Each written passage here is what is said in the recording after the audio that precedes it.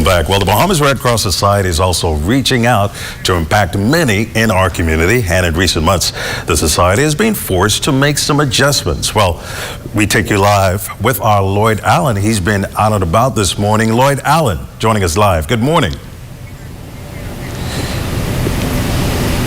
Well, good morning again, Desmond, and good morning, Bahamas. This morning we're here at the Bahamas Red Cross Society, and we're speaking with Sean Brennan. He's the Director General here. Now, since earlier this year, the Bahamas Red Cross has been a part of the National Task Force assisting thousands throughout our country with food security as a result of unemployment and some challenges faced as a result of COVID-19.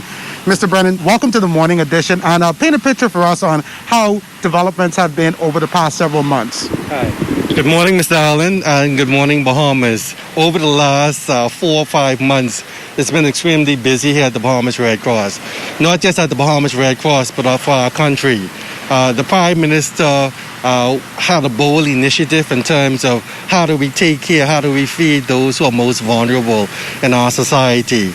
As at the beginning of May, we would have formed a task force focused on how do we meet the food insecurity needs of those in our country as a result of COVID-19. The program itself began at the beginning of June, and it would have concluded, the first phase of the program would have concluded at the end of September. Since then, in that first phase, we would have helped more than 55,000 households scattered throughout our entire Bahamas, from in the north to deep south, throughout the entire length and breadth of our country. We are now at the phase now where we are now moving into the second and final phase of the Food Task Force program. In this phase, the government has allocated $10 million. In the first phase, there was an initial $16 million that the government would have contributed towards this food initiative.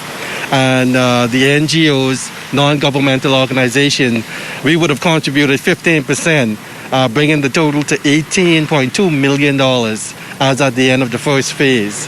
In the second phase, the government has seen fit, based on the need, the continuing need among the most vulnerable in our society, to extend the program in its second and final phase, which will end as at December 31st, 2020. And Mr. Brennan, I know, of course, leading up to this point, the Red Cross and other organizations have done their best to assist as many persons as possible. As you, though, make your transition into phase 2, I understand that some adjustments may be made in line with persons who are more at risk of food insecurity, as you described it. Yes, sir. What we have done, we have adopted international standards and criteria as it pertains to the eligibility criteria. In this second phase of the program, we're looking at the most vulnerable in our society.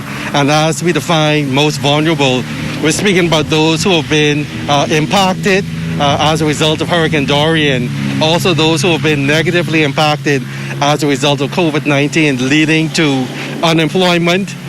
We also have other criteria pertaining to those with chronic diseases, as well as those suffering from other ailments. So the criteria is fully in place, and we're set to go.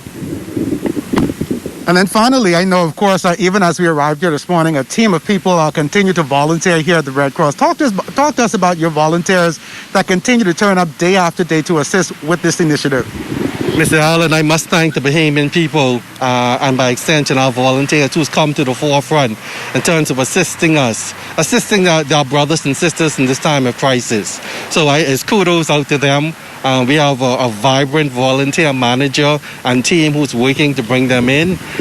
We have instituted safety protocols, especially during this COVID-19 pandemic, to ensure that they remain safe as they traverse New Providence and the Family Islands. Also our beneficiaries. So we've implemented a series of protocols to ensure that we all remain safe. So in terms of the program, what we have done in terms of the distribution, we've extended the program in phase 2 to move away from the traditional in-person contact distribution point, and we're moving to more digital cash platform. We still have drive-through distribution points meant to maintain social distancing among beneficiaries. But a safer form of distribution we found to be digital cash. So where we can send cash automatically to your phone just to limit the contact we have and avoid any kind of communal spread during this pandemic. And I'm so glad that you mentioned that, because just yesterday we visited the Golden Gates Assembly, where distribution is happening as a part of this Food National Task Force. And of course, those efforts continue. Yes. Thank you so much for speaking with us. And we will continue more with the story in the later newscast. Reporting here from the Bahamas Red Cross Society, this is John F. Kennedy Drive for the morning edition. Lloyd Allen, ZNS Network News.